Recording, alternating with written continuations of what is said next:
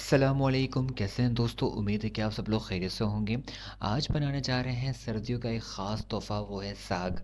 साग बहुत से लोगों को पसंद होता है, स्पेशली सर्दियों में साग, मकई की रोटी और ये सारी चीज़ें बहुत स्पेशल होती हैं और सब सर्दियों का जो मज़ा होता है वो दुबाला कर देती हैं। और हाँ, मूँगफली तो बिल्कुल नहीं भूलिएगा, मूँगफली के साथ भी बहुत ही मज़ा आता है। लेकिन आज मैं आपको अपनी दादी के स्टाइल की रेसिपी शेयर करूँगा। बहुत ही सिंपल दादी रेसिपी बनाती हैं, लेकिन हमारे घर वाले उँगलियाँ चाट कर मजबूर हो जाते हैं। तो ये रेसिपी बहुत सिंपल ईज़ी है, मैं आपसे आज शेयर करूँगा। इसमें कोई तामझाम नहीं है, कोई ख़ास मसाले नहीं, लेकिन सिंप्लिसिटी में ये रेसिपी रेडी हो जाती है और इसका मज़ा बहुत ही कमाल का होता है। अक्सर सादगी में ही कहा जाता है ना कि बहुत ज़्यादा मज़ा होता है और तामझाम एक्स्ट्रा चीज़ें थोड़ा-सा ओवर हो जाती हैं। तो बिस्मिल्लाह करते इस रेसिपी के लिए। सबसे यहाँ पर मैंने फ्रोज़न साग का इस्तेमाल किया, क्योंकि साग स्पेशल कभी भी आता है गाँव देहात से, तो उसको ज़्यादा स्टोर करने के लिए हम बॉयल करके फ्रोज़न कर लेते हैं, ताकि इसको कई दिनों तक हम खा सकें और उसको जो एक मज़ा है वो सर्दियों में ले सकें हम।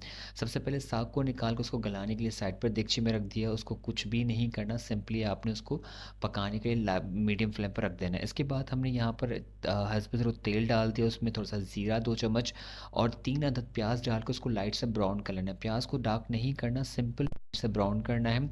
इसके बाद अदरक लहसुन का पेस्ट डाल देंगे और 2 अदद टमाटर डालकर इसको अच्छी तरह से भून लेंगे, ताकि अच्छी वाली भुनाई हो जाए। साग जो हमने स्टार्टिंग में देगची में रख दिया था, उसको हमने इतना कुक करना है ताकि जो उसका एक्सेसिव पानी है वो निकल जाए और सही से उसका घोटा सा लग जाए। उसके अंदर जो एक लम्स बनेंगे या उसकी जो तारें होती हैं साग की, जो उसकी डंडियाँ होती हैं, तो उसको थोड़ा सा बैलेंस करेंगे कूट कूट के। अब हम इसमें, हमारा मसाला पक चुका है, उसमें पाउडर मसालों में पिसी हुई लाल मिर्च ऐड करेंगे, धनिया पाउडर ऐड करेंगे, हल्दी पाउडर ऐड करेंगे और गरम मसाला ऐड करेंगे। यहाँ पर हमने नमक ऐड नहीं किया, नमक अभी फ़िलहाल हमने यहाँ पर यूज़ नहीं करेंगे। नमक हम बीच में यूज़ करेंगे, उसकी भी क्या वजूहत है वो भी मैं आपसे शेयर करूँगा। अब हम इसको अच्छी तरह से भुनाई कर लेंगे और अच्छी तरह से ये मसाला जब मिक्स हो जाए, तो इसमें थोड़ा-सा हमने मैक्सिमम कह सकते हैं कि आधा कप के दरमियान जो है इमली का पल्प डाल दिया। इमली के पल्प से इसका टेस्ट बहुत ज़बरदस्त आएगा। एक खट्टा-सा एक साग की रेसिपी होगी और ये बहुत ही ज़बरदस्त रेसिपी है। अगर आप मेरे चैनल पर न्यू हैं तो लाइक शेयर सब्सक्राइब लाज़िम कीजिए, बेल आइकन को प्रेस कीजिए और आपसे दरख्वास्त है कि दिसंबर कंप्लीट होने से पहले मेरे 1 के सब्सक्राइबर कंप्लीट कीजिए, ताकि आपकी ये मेरे लिए स्पेशली मोटिवेशन है और आपका प्यार का भी बेतहाशा इंतज़ार रहता है। अब इस स्टेज पर हमारी देगची जो साग की है, अच्छी तरह से साग देखें पक चुका है, इसका घोटा भी थोड़ा-सा कंप्लीट हो चुका है, इसके लम्स भी नहीं बन रहे, क्योंकि हम चम्मच से जब इसको चलाते हैं तो चम्मच में वो चिपक नहीं रहा। इससे ये होता है कि साग की कंसिस्टेंसी बहुत अच्छी हो चुकी है। हम इसको ज़्यादा पतला नहीं करेंगे, हम इसको गाढ़ा ही बनाएँगे, क्योंकि मकई की रोटी के साथ गाढ़ा बहुत ज़बरदस्त लगता है। अब हमने जो मिक्सचर ऐड किया था, प्याज़, टमाटर, लहसुन, जो हमने मिक्सर रेडी किया था, इसके अंदर हमने ये साग डाल देंगे और इस स्टेज पर डाल देंगे हस्बे ज़रूरत नमक। नमक डालने की ये वजह इस वजह से होती है कि अब साग अपना पानी भी छोड़ेगा, जिससे वो उसके ही पानी में ये अच्छी तरह से कुक हो जाएगा और जिससे टेस्ट बहुत ज़बरदस्त होगा।